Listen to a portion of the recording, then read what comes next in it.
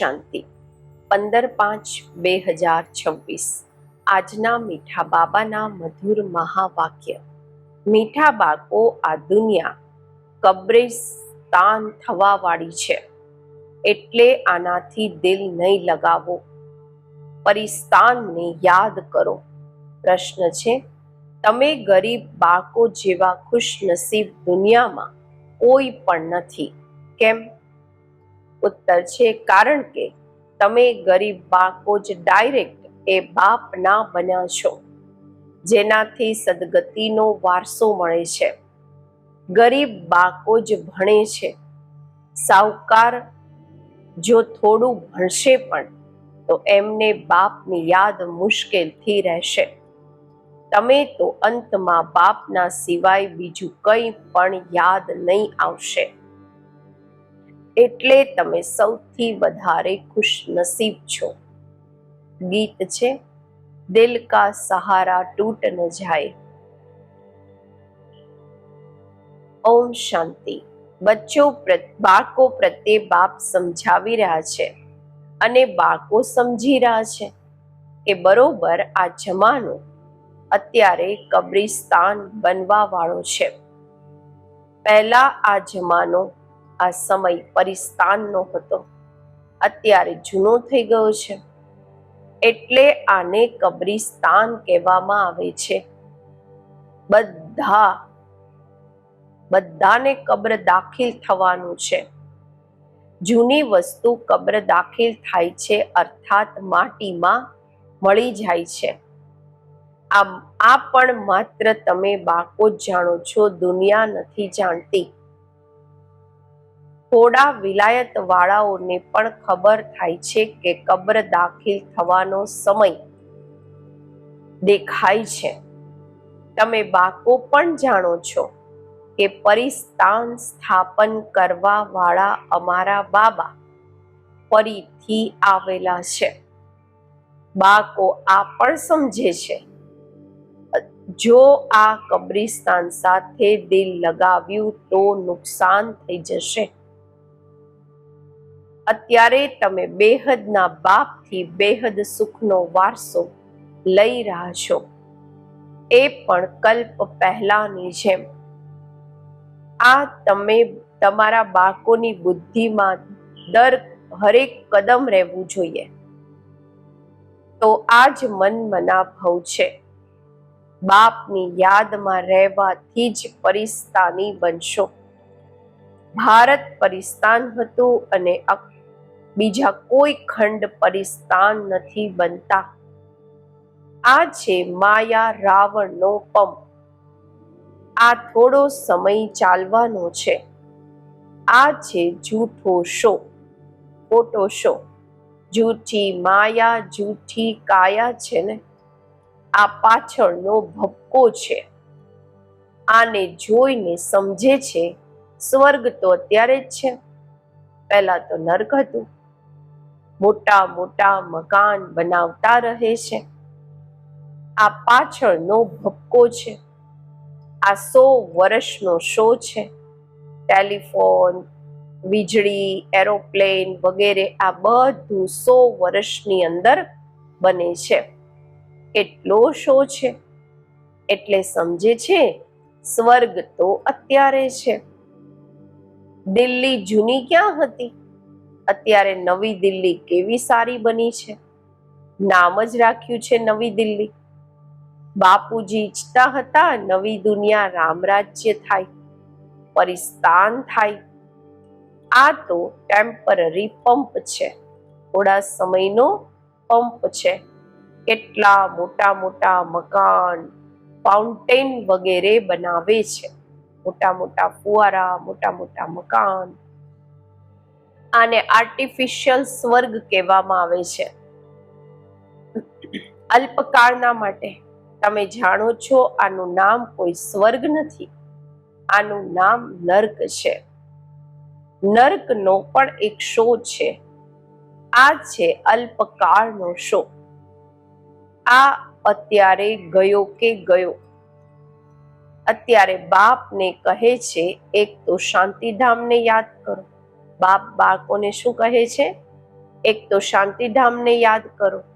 બધા મનુષ્ય માત્ર શાંતિને શોધતા રહે છે.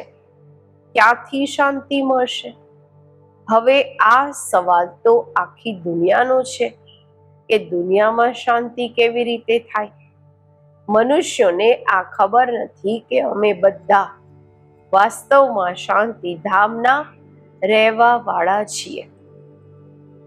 અમે આત્માઓ શાંતિધામમાં શાંત રહીએ છીએ, પછી અહીંયા આવીએ છીએ પાઠ ભજવવા. એ પણ તમે બાળકોને ખબર છે.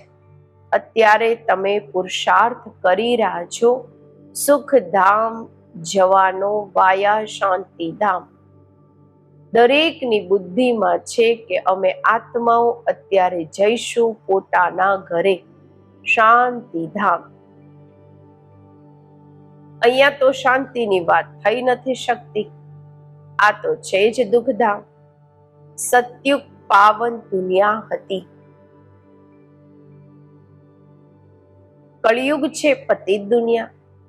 આ વાતોની સમજ અત્યારે તમને બાળકોને આવી છે. દુનિયાવાળા તો કંઈ પણ નથી જાણતા.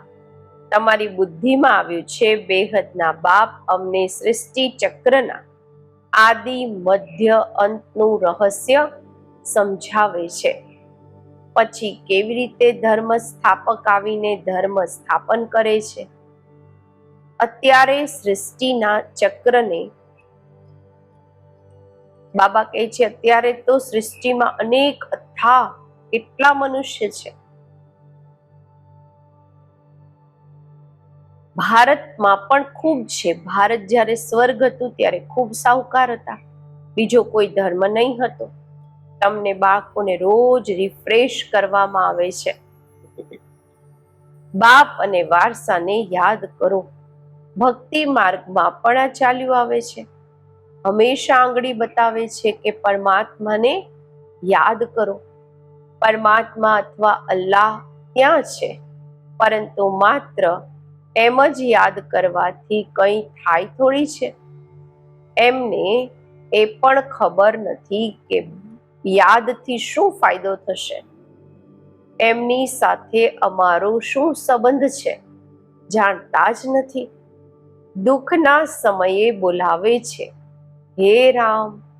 આત્મા યાદ કરે છે, પરંતુ એમને આ ખબર નથી કે સુખ શાંતિને કોને કહેવામાં આવે છે. તમારી બુદ્ધિમાં આવે છે કે અમે બધા એક બાપને યાદ કરીએ છીએ. બાબા કહે છે કે આપણે બધા એક બાપની સંતાન છીએ, તો પછી દુઃખ કેમ હોવું જોઈએ? બેહદના બાપથી સદા સુખનો વારસો મળવો જોઈએ. આ પણ ચિત્રમાં ક્લિયર છે. ભગવાન છે જ સ્વર્ગની સ્થાપના કરવા વાળા, હેવનલી ગોડ ફાધર. એ આવે પણ ભારતમાં જ છે, પરંતુ આ કોઈ સમજતા નથી. દેવી દેવતા ધર્મની સ્થાપના જરૂર સંગમ પર જ થશે. સતયુગમાં કેવી રીતે થશે? પરંતુ આ વાતો બીજા ધર્મ વાળા જાણતા નથી. આ તો બાપ જ નોલેજફુલ છે. સમજાવે છે આદિ સનાતન દેવી દેવતા ધર્મ કેવી રીતે સ્થાપન થયો. સતયુગની આયુ લાખો વર્ષ કહેવાથી ખૂબ દૂર કરી દે છે. તમને બાળકોને ચિત્રો પર જ સમજાવવાનું છે. ભારતમાં આ લક્ષ્મી નારાયણનું રાજ્ય હતું. એમણે કેવી રીતે ક્યારે આ રાજ્ય પામ્યું આ નથી જાણતા. માત્ર કહે છે આ સતયુગના માલિક હતા. એમની આગળ જઈને ભીખ માંગે છે તો અલ્પકાળના માટે કંઈક ને કંઈક મળી જાય છે. કોઈ દાન પુણ્ય કરે છે, એમને પણ અલ્પકાલના માટે ફળ મળી જાય છે. ગરીબ પંચાયતના મુખીને પણ એટલી જ ખુશી રહે છે જેટલી સાહુકાર મુખીને. ગરીબ પણ પોતાને સુખી સમજે છે. બોમ્બેમાં જુઓ, ગરીબ લોકો કેવા કેવા સ્થાનો પર રહે છે. તમે બાળકો અત્યારે સમજો છો, ભલે કરોડપતિ છે, પરંતુ કેટલા દુખી છે. અત્યારે તમે કહેશો, અમારી જેવા ખુશ નસીબ બીજું કોઈ નથી. અમે ડાયરેક્ટ બાપના બન્યા છીએ, જેનાથી સદગતિનો વારસો મળે છે. મોટા મોટા વ્યક્તિ ક્યારેય પણ ઉચ્ચ પદ પામી ન શકે. જે ગરીબ છે તે સાહુકાર બની જાય છે. ભણો તમે છો, એ તો અનપઢ છે. કરીને થોડું ભણશે પણ તો પણ બાપની યાદમાં રહી ન શકે. અંતમાં તમને સિવાય બાપના બીજું કંઈ પણ યાદ નથી રહેવાનું. જાણો છો, આ બધું કબ્રિસ્તાન થવાનું છે. બુદ્ધિમાં રહેવું જોઈએ. આ જે અમે ધંધો વગેરે કરીએ છીએ, થોડા સમય માટે છે. ધનવાન લોકો ધર્મશાળા વગેરે બનાવે છે, એ કોઈ ધંધાના માટે નથી બનાવતા. જ્યાં તીર્થ ત્યાં ધર્મશાળાઓ ન હોય તો ક્યાં રહે? એટલે સાહુકાર લોકો ધર્મશાળાઓ બનાવે છે. એવું નહીં કે વેપારી લોકો આવીને વેપાર કરે. ધર્મશાળા તીર્થ સ્થાનો પર બનાવવામાં આવે છે. હવે તમારા સેન્ટર મોટાથી મોટું તીર્થ છે. તમારા સેન્ટર્સ જ્યાં જ્યાં છે તે સૌથી મોટામાં મોટા તીર્થ છે, જ્યાંથી મનુષ્યને સુખ અને શાંતિ મળે છે. તમારી આ ગીતા પાઠશાળા મોટી છે. આ સોર્સ ઓફ ઇન્કમ છે. એનાથી તમારી ખૂબ, બાબા કહે છે, આમદની થાય છે, કમાઈ થાય છે. તમારા બાળકોના માટે આ પણ ધર્મશાળા છે. સૌથી મોટામાં મોટું તીર્થ છે. તમે બેહદના બાપથી બેહદનો વારસો લો છો. આ જેમ કે મોટાથી મોટું તીર્થ, આના જેવું મોટામાં મોટું તીર્થ કોઈ હોતું નથી. એ તીર્થો પર જવાથી તો તમને કંઈ પણ મળતું નથી. આ પણ તમે સમજો છો. ભક્ત લોકો ખૂબ પ્રેમથી મંદિર વગેરેમાં ચરણામૃત લે છે. સમજે છે એનાથી અમારું હૃદય પવિત્ર થઈ જશે. પરંતુ એ તો પાણી છે. અહીંયા તો બાપ કહે છે, મને યાદ કરો તો વારસો મળશે. અત્યારે બેહદના બાપથી તમને અવિનાશી જ્ઞાન રત્નોનો ખજાનો મળે છે. ખાસ કરીને શંકરની પાસે જાય છે. સમજે છે અમરનાથે પાર્વતીને કથા સંભળાવી. ત્યારે કહે છે, ભરી દો ઝોલી. તમે અવિનાશી જ્ઞાન રત્નોથી ઝોલી ભરો છો. બાકી અમરનાથ કોઈ એકને થોડી બેસીને કથા સંભળાવશે. જરૂર ઘણા હશે, અને એ પણ મૃત્યુલોકમાં જ હશે. સૂક્ષ્મ વતનમાં તો કથા સંભળાવવાની જરૂર જ નથી. અનેક તીર્થ બનાવ્યા છે. સાધુ, સંત, મહાત્મા વગેરે અનેક જાય છે. અમરનાથ પર લાખો વ્યક્તિઓ જાય છે. કુંભના મેળા પર ગંગા સ્નાન કરવા સૌથી વધારે જાય છે. સમજે છે અમે પાવન બનીશું. વાસ્તવમાં કુંભનો મેળો આ છે. આમ તે મેળામાં તો મેળાઓ તો જન્મ જન્માંતર કરતા આવ્યા છો. પરંતુ બાપ કહે છે, એનાથી પાછા પોતાના ઘરે કોઈ પણ જઈ નથી શકતા.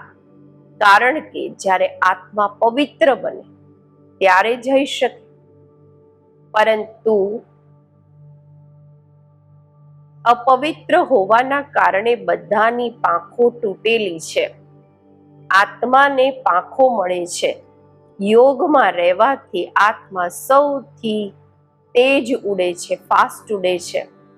કોઈનો હિસાબ કિતાબ લંડનમાં છે, અમેરિકામાં હશે તો ઝટ ઉડશે, ત્યાં સેકન્ડમાં પહોંચી જાય છે.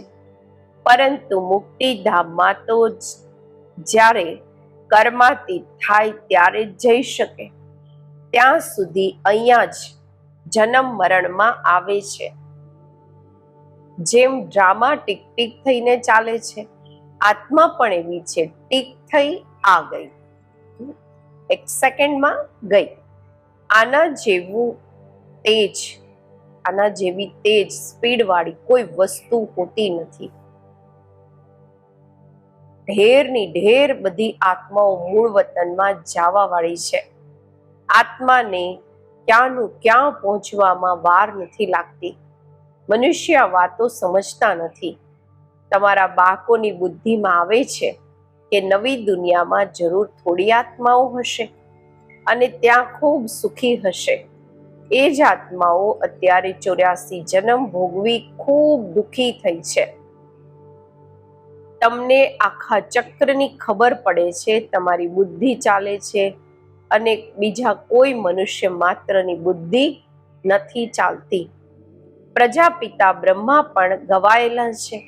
કલ્પ પહેલા પણ તમે એવી જ રીતે બ્રહ્મા કુમાર કુમારી બન્યા હતા. તમે જાણો છો કે અમે પ્રજાપિતા બ્રહ્માના બાળકો છીએ.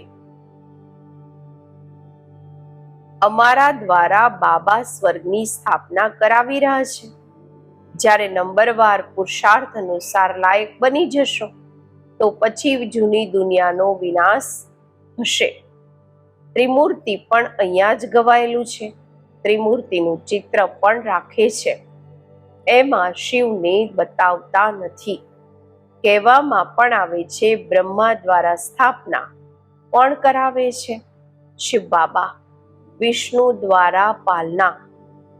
તમે બ્રાહ્મણ અત્યારે લાયક બની રહ્યા છો દેવતા બનવાના માટે.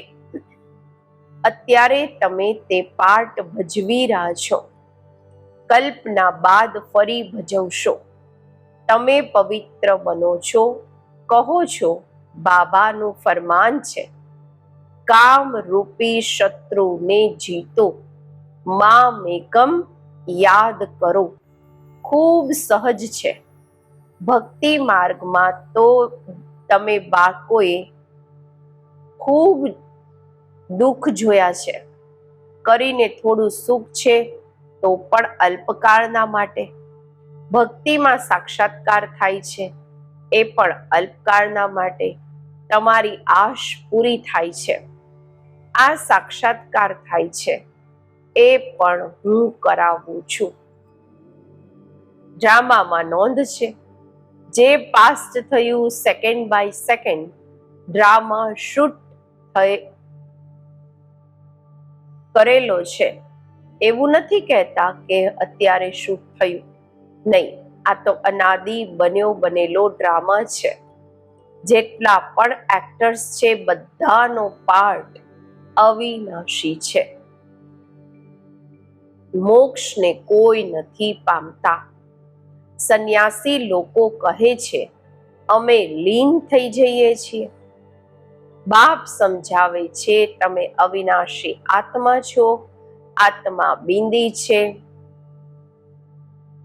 આટલી નાનકડી બિંદીમાં 84 જન્મોનો પાઠ નોંધાયેલો છે.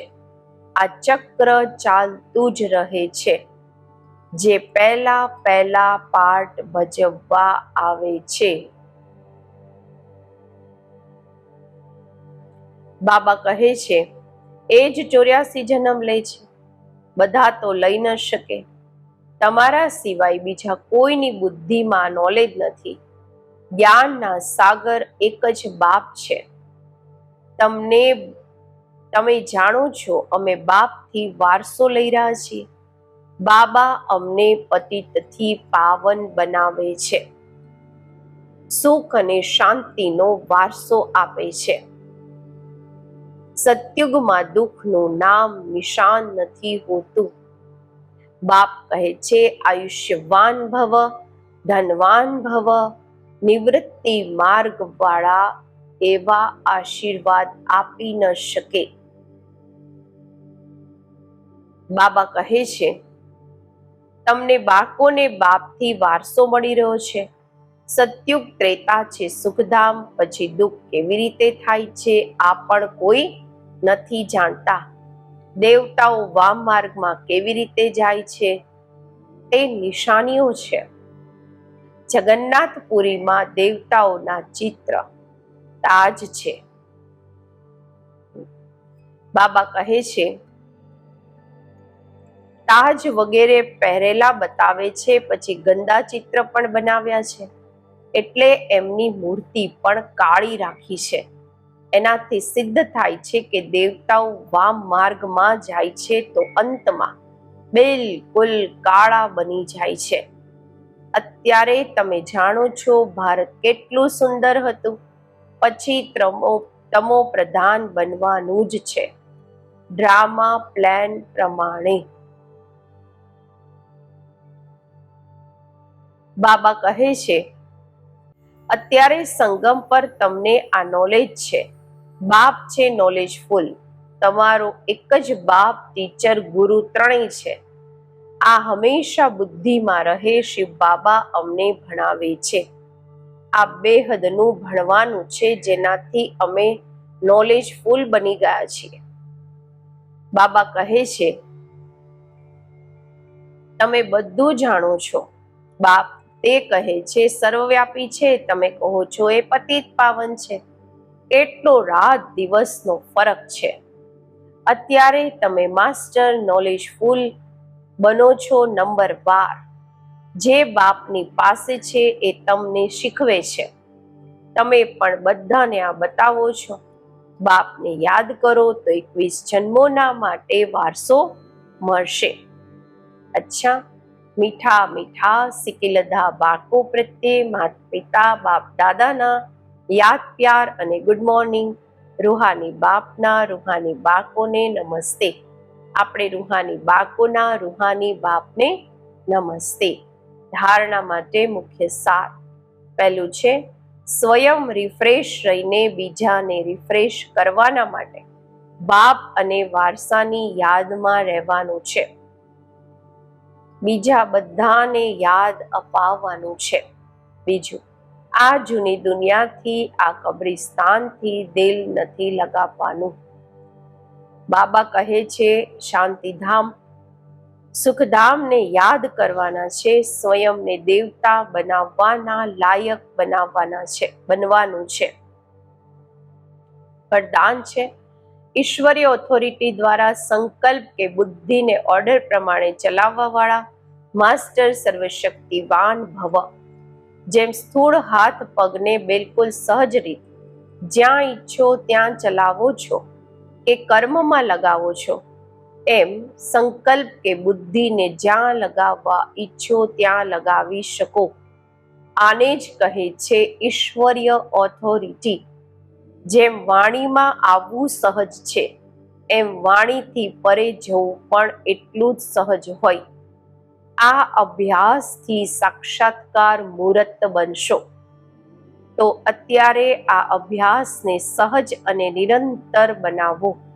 ત્યારે કહેશે માસ્ટર સર્વશક્તિવાન. સ્લોગન છે, સ્વસ્થિતિ શક્તિશાળી હોય તો પરિસ્થિતિ એની આગળ કંઈ પણ નથી. અવ્યક્ત ઈશારા. સદા અચલ અડોલ એકરસ સ્થિતિનો અનુભવ કરો. તમારા એકરસ અચલ સ્થિતિનો જ આ અચલ ઘર યાદગાર છે. જેમ બાપ દાદા એકરસ રહે છે, એમ બાળકોને પણ એકરસ રહેવાનું છે. જ્યાં એક ના જ રસમાં રહેશો તો એકરસ અવસ્થામાં રહેશો.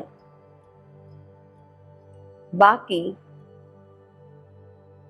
બાબા કહે છે કેમ શબ્દની નિશાની ક્વેશ્ચન માર્ક સૌથી વાંકું થાય છે. એ વાંકું હોય છે. ક્વેશ્ચન માર્ક પ્રશ્નાર્થ. જ્યારે કેમ શું શબ્દ નીકળી જશે ત્યારે ડ્રામાની ભાવિ પર એકરસ સ્થૈર્યમ રહી શકશો. ઓમ શાંતિ.